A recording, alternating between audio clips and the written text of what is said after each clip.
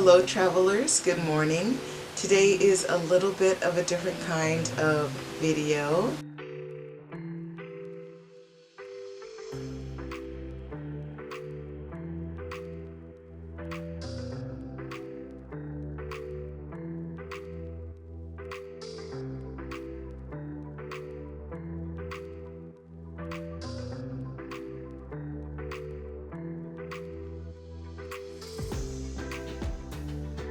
Alright, hello friends. If you see a mic in the shot, it's because the camera's a bit far from me right now and I want to try and get the best audio possible. So depending on which one's better, that's the one I'll use. But good morning. Hello again. Today is another rainy day and there's nothing really exciting going on. We just have to work again this evening, so much the same as yesterday. Doing things around the house, crocheting, stuff like that.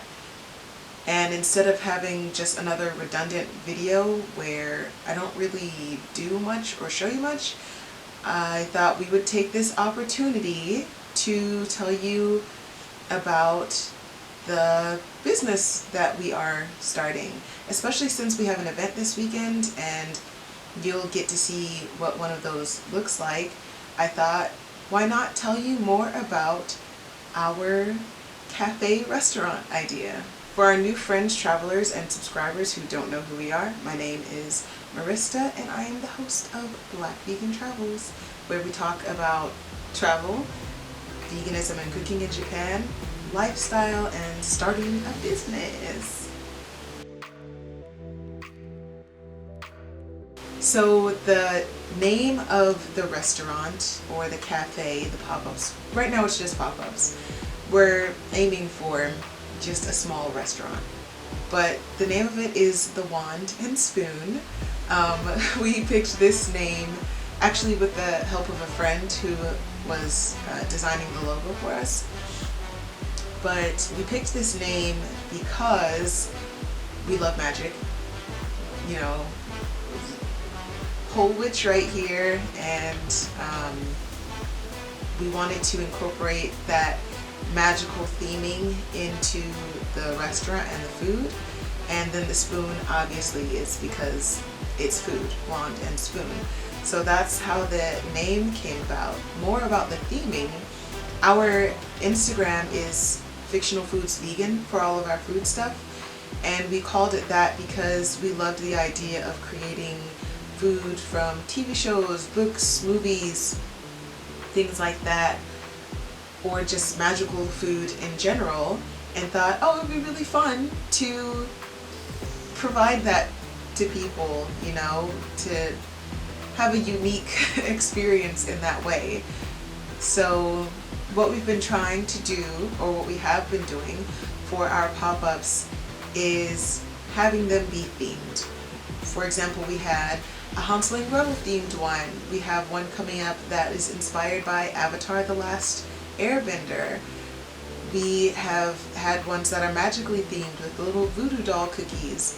So that's what we want to do. We want to create delicious, fun, themed foods and share a little bit of magic with people every day. It wasn't actually our original intent to start a restaurant out here.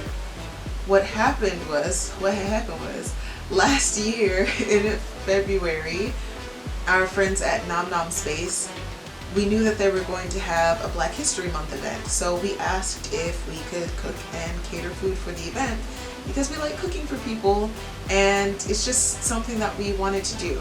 You know, we've always had a passion for serving people and making people food. So they said, yeah, totally okay, you can do that. And the reception for the food just went so well. People were very kind and complimentary and everyone liked everything. And it just made us so happy to see people enjoying the food. So we decided to do another event with Nom Nom Space for Earth Day and created food based on the elements for that. And we thought, you know, it had always been like a little dream for us to have a food establishment of some kind. And so we thought, why not try? Let's give it a go and see what happens. So we started having pop-ups every other month to get into the flow of things. And this year we decided to have 2 pop-ups a month to spread the name of the restaurant and get people interested.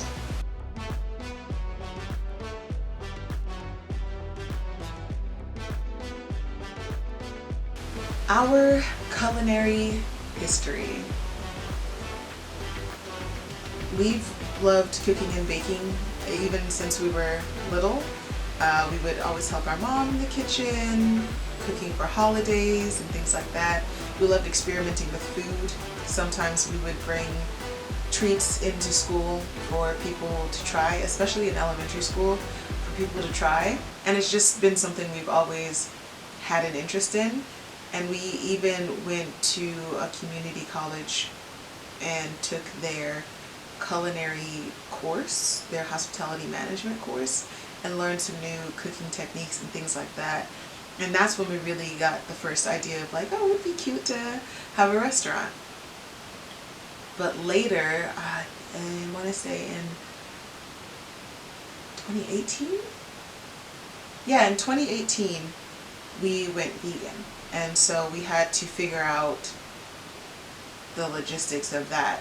Baking and cooking traditionally requires a lot of eggs or milk or butter, and so that was a new challenge, but one that we readily accepted. We did start experimenting with, oh, how can I make this vegan, because I still want to be able to eat stuff.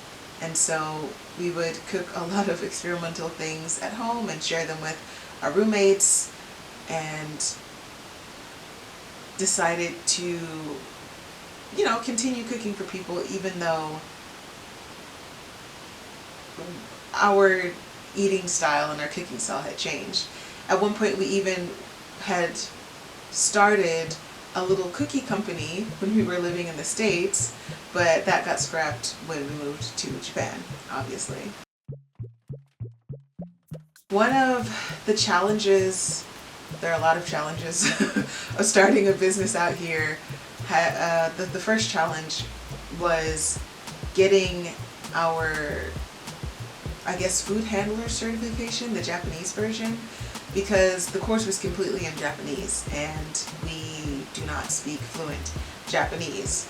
So our workaround for that was to take the online course. With the online course, we were able to translate the slides as they came up so that we could understand everything. And also for the tests, we could translate them and be able to answer the questions and prove that we understood what was going on. So the other nice thing about taking the course online as opposed to in person, other than the language barrier, is that you have more time to do it. With the online course, it gives you about a month to complete everything, but with the in-person course, I believe it's 1 6-hour course and you take the test at the end, and then you get your information in the mail. So we personally liked the fact that we could take our time, break it down, not have to try and cram everything in, but really absorb and understand everything. So that would be our recommendation, is to take the course online for the pacing, and if you have a language barrier. After you finish the course, they will send you a little red book in the mail that says, you passed, you can manage a restaurant, it is safe for you to work in the kitchen and run things, you know what you're talking about. So we're very happy we got that. We were encouraged to get it because we had been invited to work a market, and we couldn't do that unless we had that certification. So find something that motivates you to do the thing that you want and then get cracking. The 2 big challenges that we're facing next are funding and visa support. Obviously, a teacher's salary and like part-time entertainer salary is not enough to actually start a restaurant, to open a restaurant. It's been great for the pop-ups and, you know, individual events, but for doing something consistent and having our own space, it's not enough. So against our better judgment,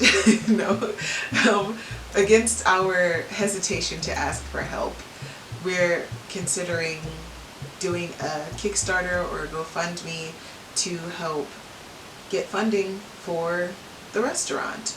Our goal is to have a location by Halloween of next year, so 2026, and be open by then. But other than crowdfunding and saving our own money, we've been talking with a venture capitalist who's interested in helping, so we'll see if that pans out. The venture capitalist also told us about something that can help with our next issue and potentially the funding issue as well, which is applying for the Shibuya Startup Visa. For the Shibuya Startup Visa, it's what it sounds like. They help startups. They help you with getting a visa. They help you with funding to open a location in Shibuya and with any support that you need to get your business started. And it's just a really great option for a way to get your business off the ground. There is a big possibility that I won't get approved for their support because they said they usually don't do restaurants and they look for like innovative things in tech and stuff like that. But we're still going to try anyway. We're still going to apply anyway to see if we can get it. And if we can't get it with Shibuya, we're going to try applying for the startup visa ourselves. That way we can apply for government grants and I guess whatever a restaurant scholarship would be out here, so that we have aid with funding the restaurant and getting everything started. We mentioned in a previous video that we, have been casually looking for locations, but after we get the visa figured out and the funding figured out, that's going to be our next challenge, is navigating the Japanese market when it comes to business real estate. It's already tricky enough as a foreigner to get an apartment in Japan, so I can only imagine what hoops I'm going to have to jump through in order to actually physically open a space. Now our other option is to not physically open a space. It would be to only do pop-ups, catering, and custom orders, which is feasible, and we don't need a space. We're also considering doing cooking classes. So I guess those are the options we're weighing. Should we shoot for the goal of opening our own physical space, our own restaurant next year, Halloween? Because restaurants don't really make a lot of money. This is just for passion. I do not expect to get rich off of this. I don't expect to get famous off of this. It's just a passion that I want to do and share with people. Or should we just continue doing pop-ups, catering, and custom orders and cooking classes? That way we still get our cooking fix, but we're not throwing everything that we have into it, because there are still other things we want to do outside of running the cafe business. So, we still want to crochet, we still want to do entertainment, things like that. And if we are working every day at a restaurant, because we would be working every day at the restaurant, that would be difficult. No matter what, the Wand and Spoon is going to survive and it is going to thrive. The question is just in what capacity. Our next event, which we will be showing you in a future vlog, like we said, is Avatar: The Last Airbender themed. It's going to be held at Nom Nom Space on the 8th of June from 12 to 7. The food that we're providing for this event are a savory Southwest muffin, so that's going to be the Fire Nation. It's got bell peppers and taco seasoning, and it'll have cheese in there, so the peppers are for the fire, and it's a little orange, so that's how it fits into the Fire Nation. And for the Water Nation, for the water tribe, excuse me, we're doing the ocean and moonfish from the northern water tribes. So one will be a black tahini and cocoa koyaki, and the other one will be a white tahini and kinako koyaki. And on the same day, we're also catering an event. In addition to the other two items we just mentioned, the muffin and the koyaki, they will also be having, for the Earth Nation, a broccoli, chickpea, and onion salad with the green goddess dressing. And for the air nomads, a lemon pepper, this is gonna sound so fucked up, but it's gonna be a lemon pepper popcorn chicken, like soy nugs, and you can get it mild or hot, because mild would just be like, you know, the regular air nomads living their life. We picked lemon pepper for the color theme because air nomads wear a lot of orange and yellow, but you also have the option of getting it hot, because the Fire Nation because what the Fire Nation did to the air nomads is a little messed up, but we're a little messed up. So that's what's representing the air nomads. So they're getting that full bento box for the catering. And then for our second event this month, which will be on the 27th in Shinjuku at the Ace Inn, we're selling the full Avatar State bento, which will be the popcorn chicken, the muffin, the koyaki, and the salad. That's all that we can think of to share about the Wand and Spoon right now. But if you have any other questions or curiosities or things like that you'd want to know about it, let us know down in the comments. Sorry for so many jump cuts, but it's allergy season and it's kicking our butt. Like this video if you found it interesting, and subscribe if you're interested in learning more about the process of starting a business in Japan or living life in Japan, travel in Japan. We'd be happy to share it with you. Thank you as always so much for watching, especially if you watched until the end of the video. If you were able to do that, drop a little Wand and Spoon down in the comments as well. We really appreciate you sticking around. It helps us a lot and it helps the channel a lot. But for now, we will see you in the next vlog. Eat well and travel often. Bye.